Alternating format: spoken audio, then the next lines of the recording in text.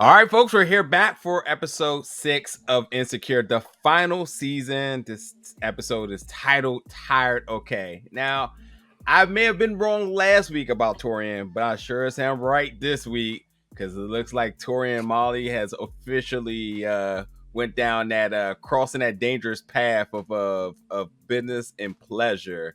Among some other things happening. I mean, did Issa and Nathan kind of have like a little fight and breakup? Like, what happened there? But a lot of things went on this episode. A lot of things to discuss. Definitely got to tip the hat to Natasha returning back to the directing role of this episode, which is why the comedy was at an all-time high, because some of the scenes in this episode, especially that beginning scene, was just flat out hilarious. But a lot of things to talk about. But yeah, let's jump into Molly and Taurean here. I think it's safe to say, if you didn't see it last week, you certainly foreseen it happening this week. She confiding in him being just awkward all the time. What do you all make of this whole Taurean Molly thing? Maya, we'll start with you. I think that in this particular episode, you see Molly actually possibly, having a moment of like a guy she should probably date, right? Like a guy who can actually understand her, who can understand the work life balance, and who obviously understands, like sometimes it's gonna be tough, but you just got to figure it out. So I think it's interesting. I don't think he's an asshole, right? I think that's one of his masks that he just presents as an asshole.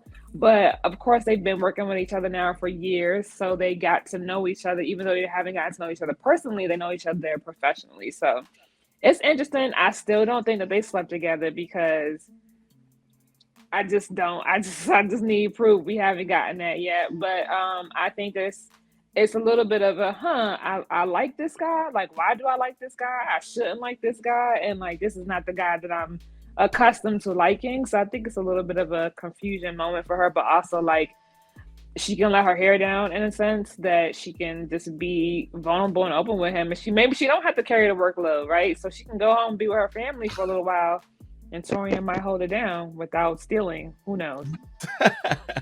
Lou. I mean, women are so trusting.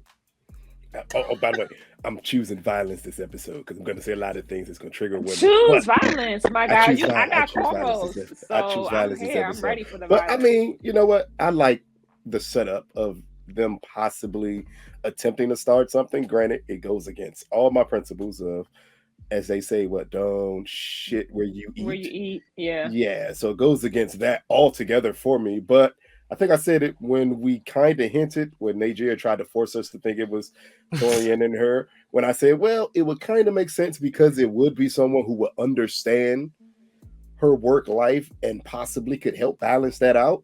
And that's what could be happening here. I do like the awkwardness that they have with one another, because the asshole we saw at the beginning of season 4, 5 with Taurean, keep in mind, that's him first meeting her. So I did like the way that all of them got together and let her know, like, no, when we first met you, you were extremely extra. We did particularly like you. But now you see, now that they do like her, now that they've got to know each other a little better, their attitudes have changed. That's why he doesn't come across the asshole this season, even though there's nothing wrong with being an asshole. Don't let anybody ever tell you that. But he doesn't come across as the asshole. From the asshole himself. Go ahead. Of course. Of course. But he doesn't come across as that same asshole this season. And he comes across more caring. I love the scene of them being together when he finds out everything that's going on with her mom. And then he relays to her what was going on with him. And she's like, you still managed to keep everything together, when he's like, it's hard to do. It's something that you shouldn't be forced to do. I think that's a great message. And again, besides them two working with each other, which would make it a horrible idea for them to be together, like, I do like the idea of them two, of those two personalities being together. Agreed. Yeah. Sherelle? So for me, it's a no. I don't like them two together. And I think for me, I don't like something about him I don't like. But I'm still trying to figure out who she's humping, because it's not him. And I'm kind of thinking that is BJ.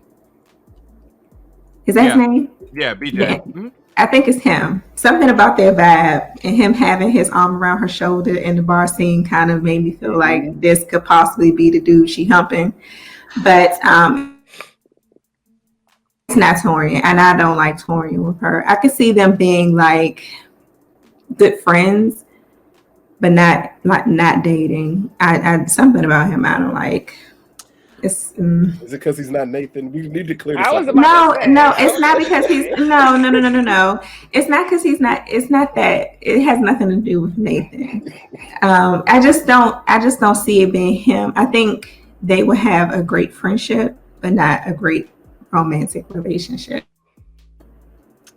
What I think about this scenario is that I think she's just being in this particular scene. I see her being very vulnerable.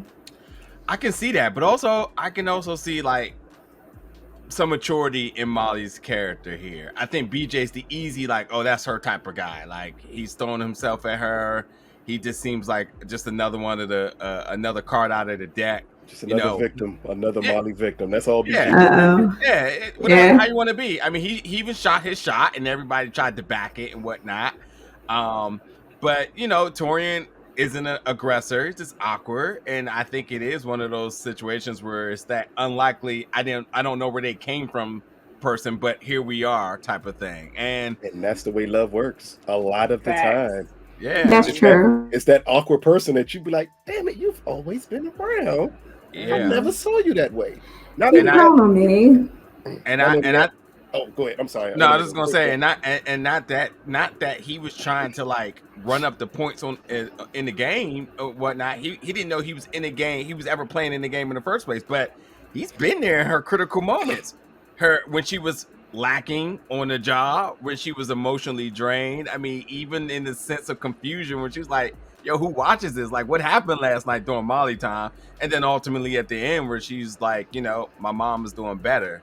And he's kind of like, I was just here to just drop you off your swag. But actually, he ended up being the one consoling her. And I think these are all like really major things for her. And he was all there, little if he knew it or not. So like, the weird thing is the next conversation they had where he's going to be like, yo, how did I even get here? Like, how did I get to this point? I didn't see this coming at all. He gonna probably be more shocked about this than her when you think about this. So that's true. Not only that, from a career standpoint, he would be the first person she's ever dated that's kind of equal to her. And that's something that Molly has held over everyone else she's been in a relationship with. This would be the time. She wasn't like that with Andrew though, because Andrew had money. Did he though? Yeah, I gotta agree with she one. I think she kind of respected him, but she still like belittled him because of the she belittled. I think she belittled him because he wasn't black. Let's be clear. She never. She was never on line with that. I think for Andrew, she also belittled his job. She understood what it was, but she didn't see it as a career. Yeah, and that was her issue with Andrew. Like for him, I thought that he had a career. To us, yes. Yeah. To her, no. He never took what he did seriously.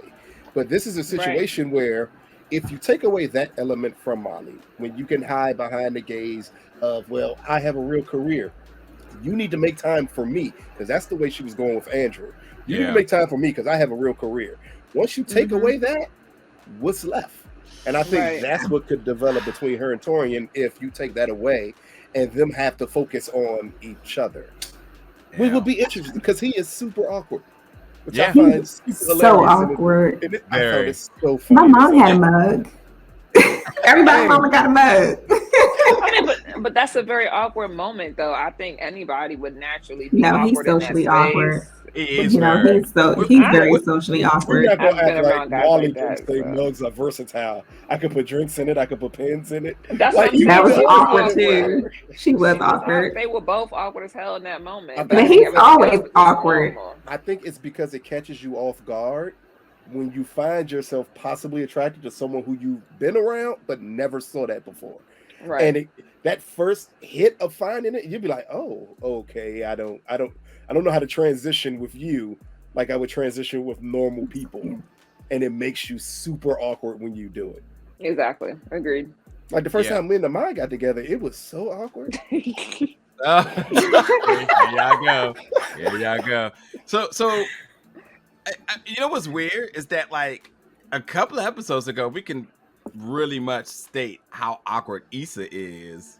And like Taurean's like basically hold my beer. Like he's the epitome of that times 100, you know. But yeah, what the point of me bringing that up is that Molly is used to this type of awkward personality because her best friend is. He just happened to be the way better version of it, which is a good thing that she probably didn't realize. Like, yeah, I can handle this type of personality. I deal with it all day, every day, and in the mirror she deals with it. So. I gotta ask a question. Confident version of that, though. Also, this is true. Agree. It's true. I think we're buying into this whole Taurean Molly thing. I mean, y'all could have bought into it last week, but no, y'all wanted to go out and for blood for me. But it's okay because this week we back up, baby. Last week. You was wrong about last week. We back up this week. We back up this week, baby. So it's all matter. We back up. It's not today. Hey, so hold on. There's a couple of little funny things I want to throw in there before we go to the next couple, should we say? We had some real nights, you know, when you're drinking and the next day you're just hurting and whatever, because obviously Molly time was serious and she was getting it in.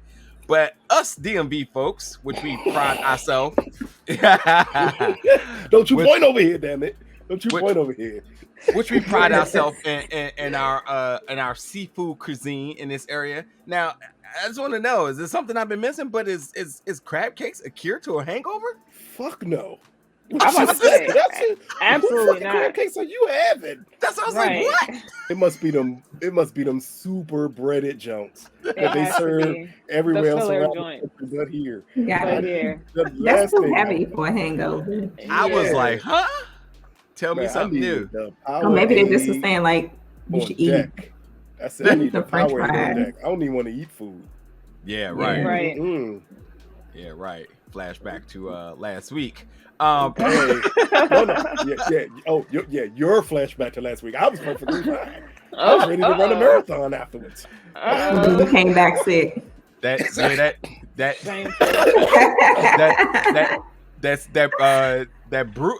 soup you had said otherwise, sir. But yeah.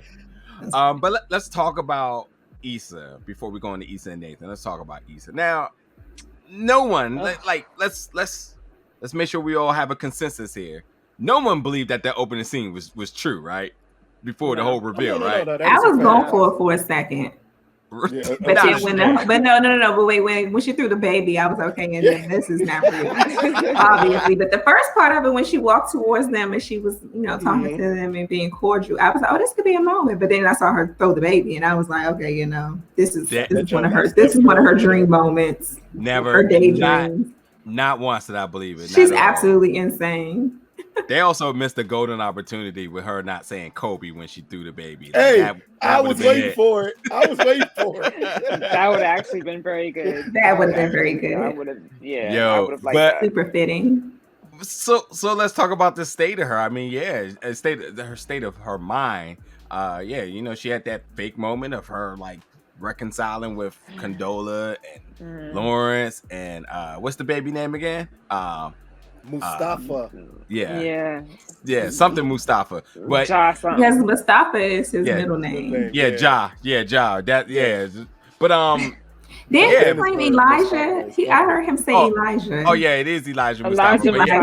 Elijah Mustafa. Even though I still like that name. Hey, Amaya, write that down. Elijah Mustafa. We don't want that name, Lucas. I like Elijah, but not Mustafa. We ain't doing either of those. We don't wait this long. We not finna do it, Lucas. Taurean and Molly, calm down.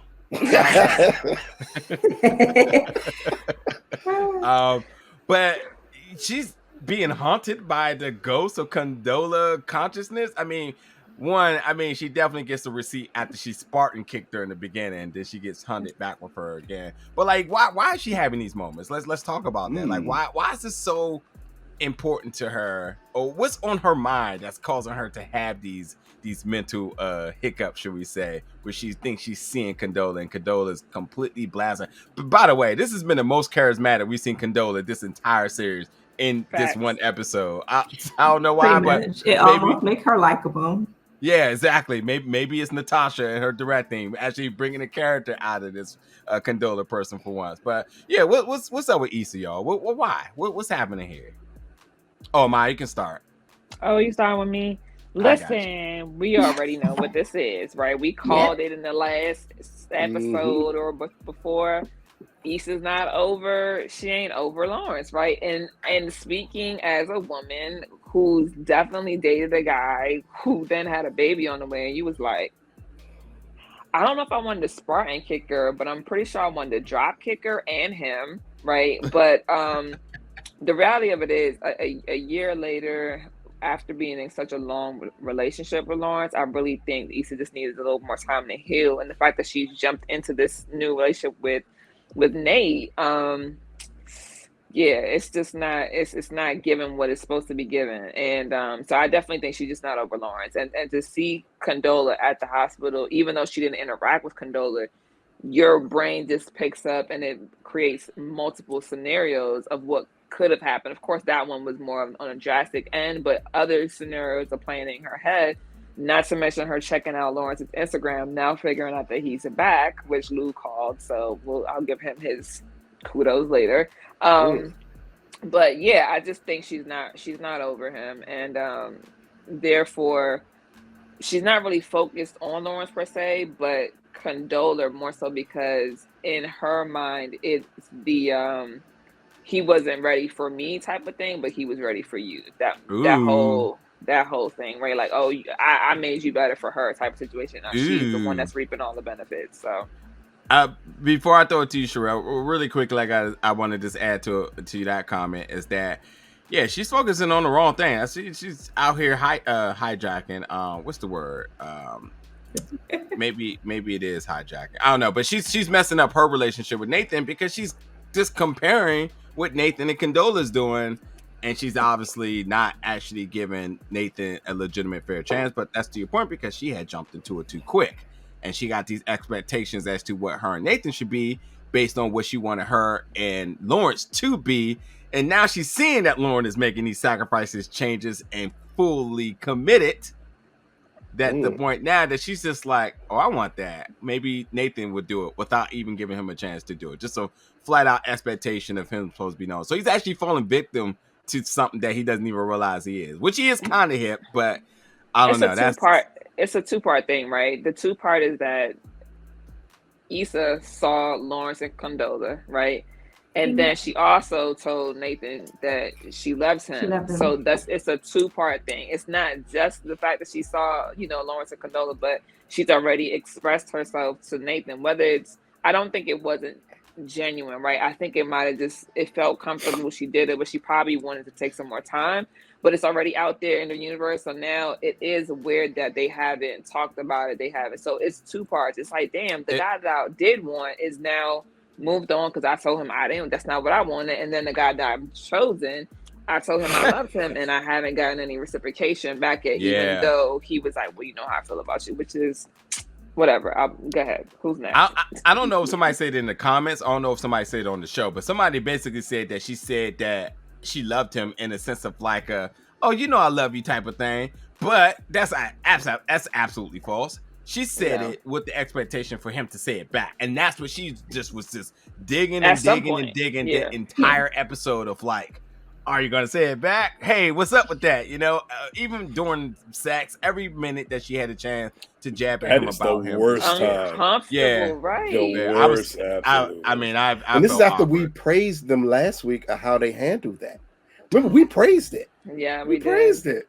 But go ahead, Sherelle. What did you think before I get into Amaya actually said it. It was the fact that one, she saw Lawrence and Condola at the hospital, and I think that was triggering for her, because that happens when someone brings up someone from your past and makes you think about that person. So I think her seeing them in like real time, real life, it triggered her, and I think a lot of it has to do with her thinking about Condola is. She's with the person that she's essentially with the person that I wanted to be with. So that thought is in her head. Like Condola will never go away because they have a child together. And Lawrence and Condola have a child together. So she'll never, not be in the picture. And then I think a lot of Nathan not saying he loves her back is triggering as well. And this also gives all kinds of anxious attachment styles. And if you've gone to therapy, you know exactly what I'm talking about. So it's just not good. It's not a good look. And I actually agree with Nathan because it's given all over the place. Over the place, yeah. Yeah, and I kind of feel sorry for him because even after him saying that something was wrong with his day, or like you're not gonna ask me how my day or what what's wrong with me, Yeah. because it was about her. She made it about her in that moment. Women never do that. It's fine. And I think when you say I love you to a person, you have to also be mindful that timing, that they might not be where you are. And then in the timing of their situation, who does that? It's very premature. This saying I love you is Issa and Donnell Jones. It was a bit premature for her to tell him that she loves him, but I understand, like, in that moment it was a vulnerable moment. They found a dog and he's expressing to her, good attributes about herself. So it was a moment for her to say it, but you also have to be mindful that sometimes people are not on the same time wave that you are. Yeah. Lucas, before I let you go for blood here, because I ain't be going for blood. I feel the storm coming, but yeah, sure, I agree. I mean, there's a lot of like expectations into how to communicate loving somebody. I think it's almost become pop culture at this point. When you say it, the person's supposed to say it back, actually understanding where that person may be at. And I think Nathan has always been a close case study on everything he does. He's very ginger in the way of how he moves, operates, and thinks. And I think Issa should know this because Nathan absolutely knows everything about her personality. So I think she's just so focused on herself that she's not being quite frankly, let me remix this. She's being toxic to him. And also, before I give it to Lucas, one other thing too, I think it also is important to note that she's been juggling a bunch of shit this episode. Yes. Her business, running Molly's family at the hospital. Yeah, right. She's doing a lot. And it seems productive. It's like, oh, Issa got it all going. Or she's just being busy. No, I think she got it. I honestly think she's doing very well with juggling all the things that she's juggling, although she is going through a lot with her relationship and with her business. Or is she just staying busy so that she doesn't focus on Lawrence? Because Issa's not that type. Issa's not the type to stay busy for distractions. I'm sorry. Every single moment in this episode when she doesn't do anything, where does her mind go towards? Yeah, she's definitely. It's giving a lot of what they call it multitasking, and really and truly multitasking doesn't exist because something doesn't get 100% of your attention. So I think while she might be, she's not thriving in shit. So the business, the business, she's trying to figure out how to repair what happened with the only thing she was thriving in was giving out dinners to Molly's family. Yeah, taking care of Molly's family was the only thing that she had, and your relationship and your work are the two heaviest things on your plate. So when those two things are not going right, your mind is going to wander into the most inconvenient spaces. So that's where she is right now. The black abyss of Condola Camp. Go ahead, Lucas. I know you ready. Okay. You ready now? Okay. Let me just say this. See, because I've been listening to Adele most of the week, my answer's going to be a tad bit different than it would have been if I had listened to Summer Walker before this episode. A completely different answer here. But for me, the issue is, I think Amaya and Sherelle pointed out, part of it is a distraction to me. She's using the multitasking thing as a distraction from everything else. But I don't necessarily think the distraction is wanting to be with Lawrence. It's the idea of him giving up everything to move back home that changed her mindset. I think when we see at the beginning of the episode, when she shoot the baby away and she's laughing at them and she's walking away, that's her kind of leaving that situation. What brought her back to that situation is when she went on his Instagram page and said, wait a minute, he moved back home. He moved back. Mm-hmm. And when he moved back, then we jump right to the scene with her and Nate having sex, and she focused on the point that he had not told her, I love you yet. So what she's doing is she's transferring all of that energy from what Lawrence has done to Nate, thinking, not that I want to be with Lawrence, but I'm expecting you to do what he did. I'm expecting you to commit to me. And that's what's throwing him off, because as he said, you go 1 minute of saying we need to slow down, we need to speed up. Then you tell me you love me. Like, you can't throw so many mixed signals at me and then expect me to be open and accepting of you saying I love you. Because I don't know if that's an emotional response. I don't know if you actually mean it. I don't know any of that. But this is the way we've seen Issa throughout this entire series. She finds a way, unfortunately, to self-sabotage herself whenever things are kind of going correctly for her.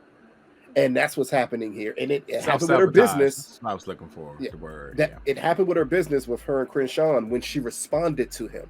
Because as we all said last episode, if she'd have took the higher ground, that ends. Yeah. But she couldn't. She had to self-sabotage herself. So now the only thing she can focus on that she is good at, technically, is being Molly's friend right now. So she's leaning that crutch on that relationship, which, as we see the way everything going with Molly and Taurean, that may hurt her even more, because Molly would have to separate a little bit to build that relationship with him. So it's like Issa is trying to put all her eggs in this basket of what she perceives should be happening. Like, I tell you I love you, you should be telling me you love me. Yeah. I'm committed. I'm saying I'm committed to you without actually being committed to you, but I'm expecting you to be committed to me. I need you to focus on my life. While I don't really necessarily care about everything that's going on with you, I may care a little bit, but I don't overly care about it, because she had a bad day. She wanted everything to be focused on her. Unfortunately, that doesn't work in situations or relationships where there's no clarity on the positions you both play. Yeah. If I know I'm with you, then yes, we can say fuck my day if your day's that bad. But when neither one of you have clearly defined anything because it's too many mixed signals, then you can't expect someone to do that for you. And that's again, it's Issa. And I did like the scene, the imaginary scene with her and Condola at the end, because the key part was Condola saying, I don't know, your choices. Because everything you've done has been your choice. Yeah. Yes, you left Lawrence, no issue with that. But you also made a decision to tell that boy you loved him. Right. You also made a decision to do that with Crenshaw. You've made all the decisions. Now be a woman, be a big girl, pull on your big girl panties, and live up to it. Understand what you've done here, and then live with your decisions. And Issa has an issue with doing that, and they've shown. But that's why the show is called Insecure. You know, I gotta say, it's the human thing to do, right? Yes. It's the human response. So again, well, as much as I want to attempt to shit on Issa here, I can't, because we know this is her. You reap what you sow. This is her. Yeah. But you can't say she reaps what she sowed, because that's as if you're saying that she did something negative. I think when you say if we know better, we do better. Yeah. But to say you reap what you sow, they normally say that when you've done something negative to someone else, it's almost like karma. She didn't do anything wrong. It's just natural. It's human. I would say it's because we have taken the negative connotation on reap what you sow. Reap what you sow don't have to be a negative thing.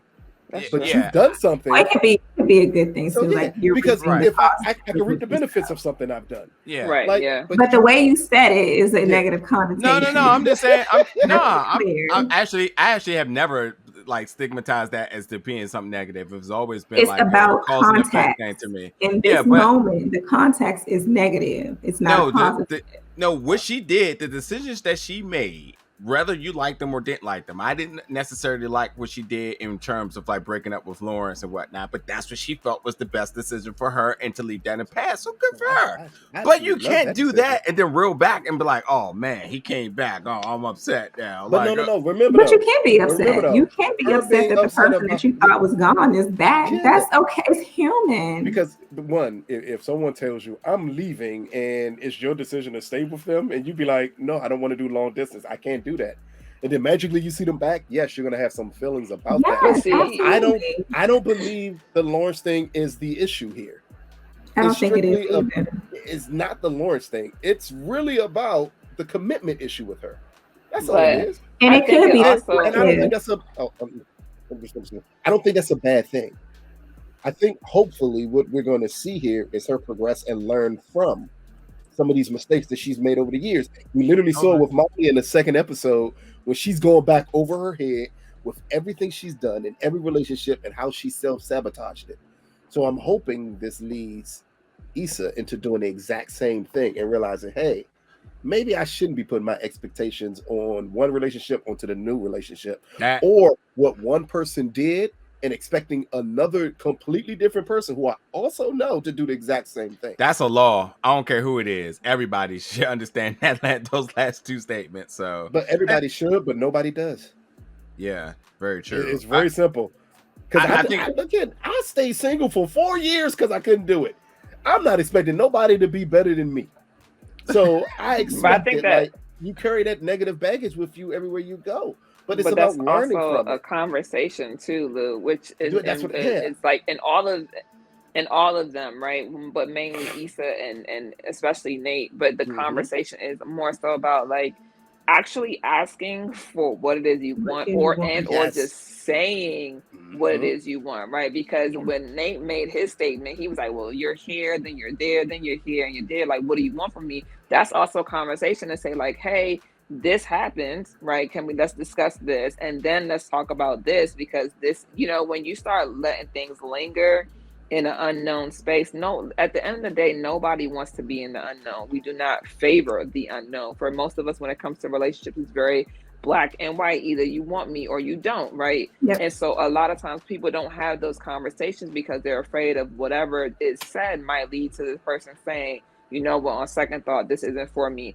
But I think that they both need to have a conversation. And Issa could have just talked to him beforehand, but definitely don't act like it doesn't bother you or it's not important. And definitely don't act like this man didn't just tell you he had a bad day and needed your support for, for him. So because he had a bad day. Yeah, because every single time that she has a bad day, she goes right to him. Every single time, and he's there for even the episode where they left the door spot open for her to ask. Issa need a therapist, and Issa didn't even think about asking when he said, "Man, this LA shit may not be working out for me."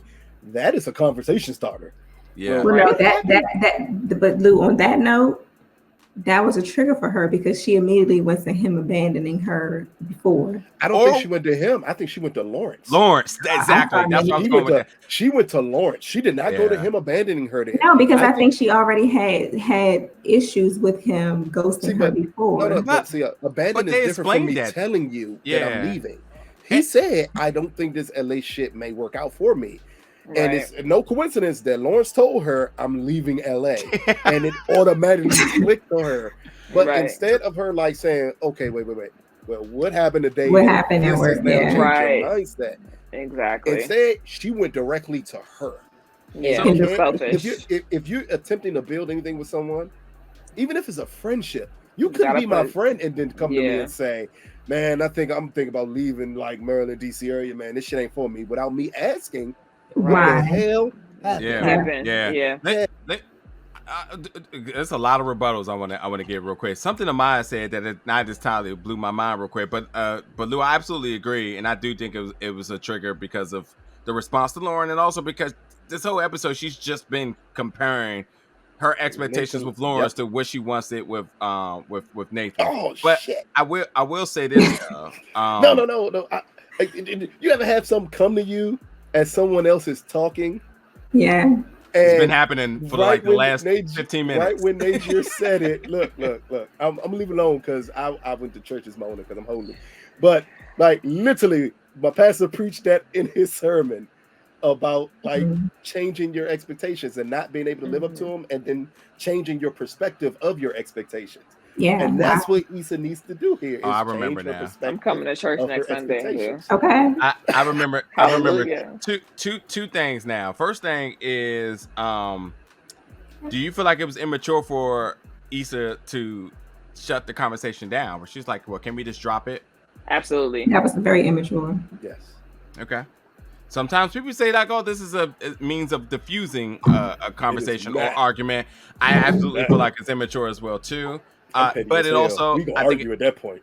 Well, and I also think it depends on I also feel like it depends on the person that you know that you're having these conversations. Well, we know that Nathan's been very transparent. So it brings me back to my point about what Sherelle said too. Also, is that I also think it's not fair if Issa would have held that over Nathan's head in terms of him ghosting, because once I feel like he addressed it as it being part of something he was battling with his mental health, then he should just, that whole conversation and everything that happened should just be negated. I don't think you can say like, well, how do you show empathy to a situation, but then you hold it against them for what it was? Because It's what like, triggers me is what triggers me. It's not about you having mental health issues. Oh, that's right on par for Issa then. No, I forgive, but I won't forget. Are you crazy? Exactly. That's like, Yes, I can forgive you. your actions. No, I can forgive you completely for what happened, but that doesn't mean I'm going to forget. Or I'm not going to feel any kind of way when something resembles that. Yeah, like no. But you don't bring it up again, but you still notice it.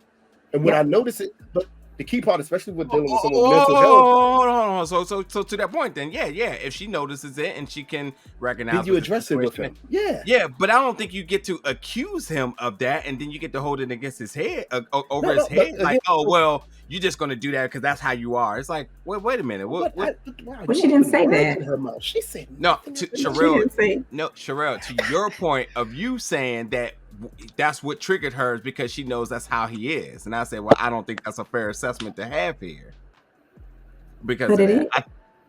But even if it triggered her, she didn't respond in a way that would say like, I was just saying you've done this before. She just hey, like you're talking about moving away. Familiar is what I was. She just said you're talking about moving away, like, and I'm in LA. We didn't have this discussion. She didn't say it like. And all I said it was abandonment. That's all I was saying. It's given abandonment. Look, I thought I was going to choose violence at the beginning of this episode. Clearly, it's not me. No. Najier chose violence right there.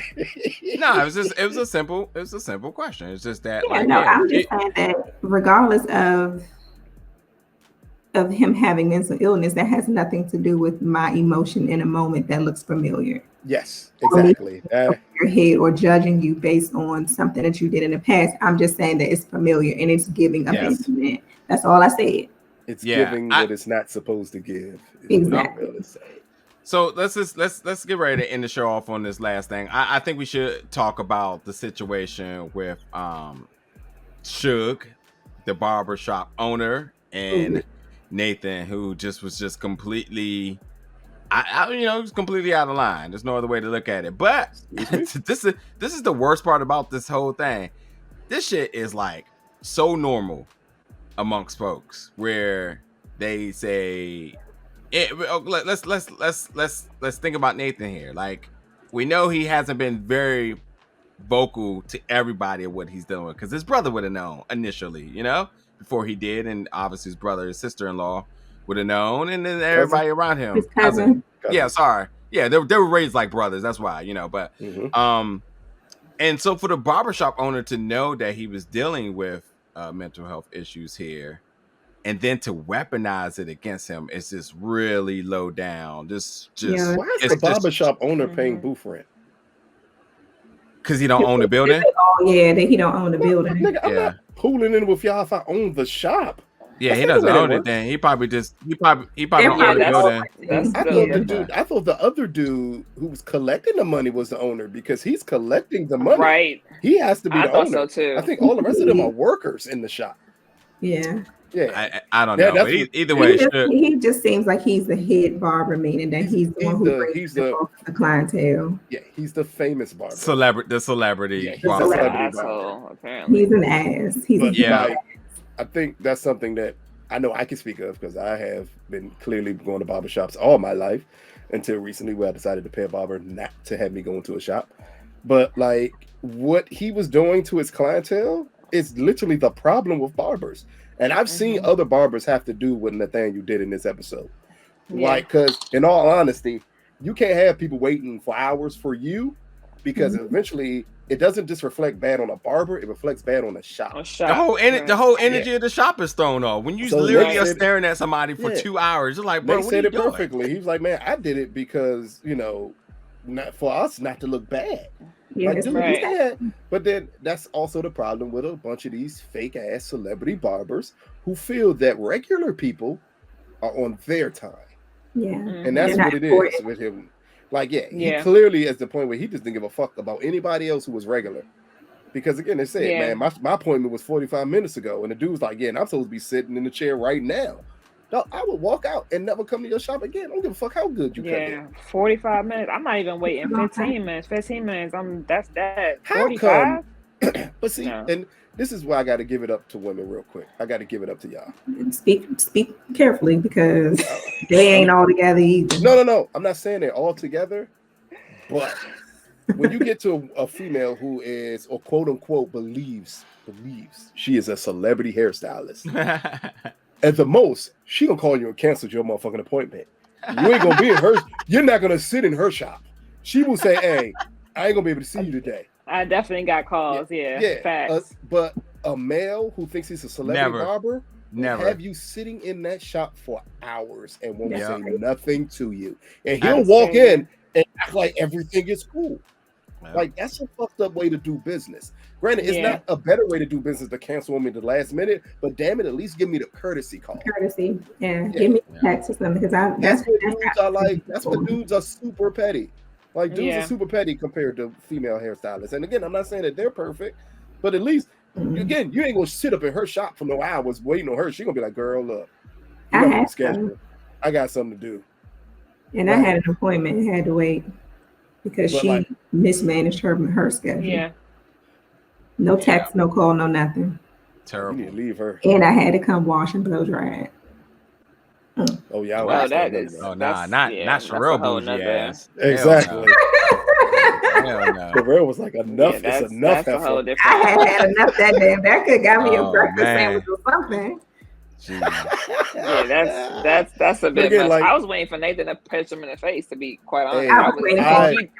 He deserved. He would deserve to get laid out. I love the point that they did not revert back to a black man becoming immediately violent over something like that being said to him, and him just like taking it in and being more disappointed, because the look on his face was disappointment. Like, I can't believe you did that. Because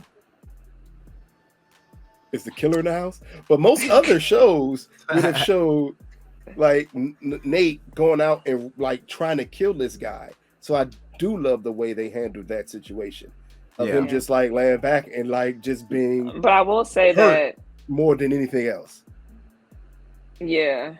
But I'm also kind of like in between, because I like you said, Lou, I do think that the other guy who was collecting the money was a shop owner, because he's like, nah, let's just, let it go back to normal. Like, it's all good, this and third.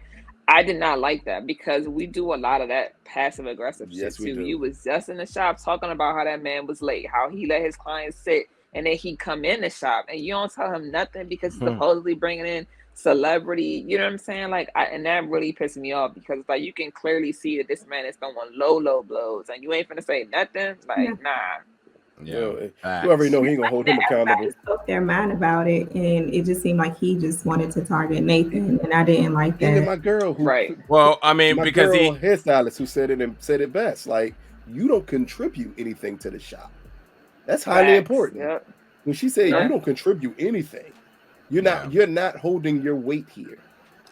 And it's just obvious that he didn't respect Nathan for all stereotypical reasons, because he called him soft. He probably treated him a certain way because he's light skinned. Then he called him crazy. Yeah. I mean, he's just going down the list of just things he can just point at him. But it's the interesting thing is that, like, again, we know Nathan to not be he's very I guess safe in terms of exposing what he goes through to people. So if the barbershop dude knew, then he must have either saw him as a friend or somebody in there got some loose lips. But either way, he weaponized it the moment he could. And Nathan, like you said, it was not just disappointment, but absolutely hurt, because he's just like, wow, like this is the game we're going to play. Can I ask a bigger question and ask what you all think about it, and the audience here, what you all think about it? What happened if we find out they're not that close and he got that information from someone else? Yeah, even worse. Even worse. Yeah. What happened if that information possibly came from Issa? The barbershop? I doubt it. Remember, she did throw that event for them at the barbershop. What happens? Because you never know how people talk. You never know when people bring up things about people. Because, again, as much as he was hurt, was he hurt because he's wondering, how the hell did you know this information? What if he knows his cousin, though, or his cousin don't know? His cousin doesn't know. Whoever I don't know that it's Issa. I'm just saying, I'm just asking because this is insecure. I'm just asking what happens if it turns out that he may have overheard her talking to someone else when they were doing that event for the barbershop. Yeah. She may not have been necessarily talking to him, and she was talking to someone else. But I think he would have been way more upset. I think he would have been way more shocked, his initial react, and then coming home to Issa, he probably would have been way more upset. He doesn't know. He wouldn't know who told this guy that, because all we see on his look at his face when the dude said it is like everything just drops on him. More like, I don't know if it's like, I'm disappointed you said it, or how the hell did you know this? Yeah. And if he doesn't know who said it, I'm not going to hold anyone accountable for it because I don't know how he got this information. Either way, if I tell you something, you become HIPAA. Okay, listen. Exactly. Don't let that slip your lips. When she did that event for the barbershop, you ain't gonna let nobody answer his question he asked. I'm just waiting. Because the thoughts popped in my head. So what happened if when they were doing the event for the barbershop, Issa's talking to either Molly or someone else and brings that up and he overhears it? How does Nate respond to that? Yeah, I don't know if that there wouldn't be a real time and a place for that to occur. It would have had to been something about him, but I don't think that's the case. But if it was the case, I mean, unfortunately, she's gonna get, her hand spanked because you can't be talking about stuff like that in public when, the person did not give you permission to disclose said information. Who knows if he even told it was okay to tell Molly? There's that. So, and I'm thinking that maybe he said something to either the owner or to that particular guy when he was getting the job at the barbershop, or if he might have. Oh no, we black men, sure, we don't share that information.